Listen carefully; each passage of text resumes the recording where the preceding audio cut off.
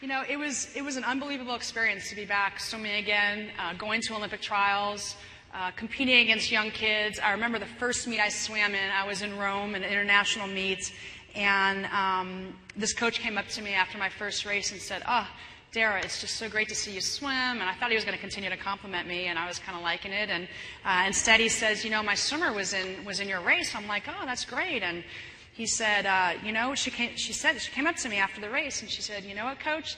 That Dara, she's older than my mom." And I was like, "Oh my gosh!" And I think that was true for a number of swimmers in the Olympic trials and all the races I swam in. But it was great being back. It was fun to be competing at the top level.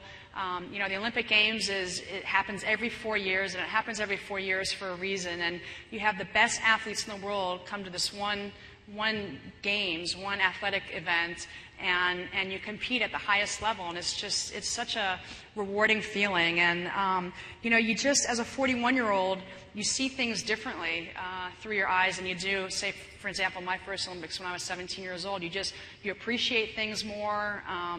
You're more aware of things, more cognizant of things.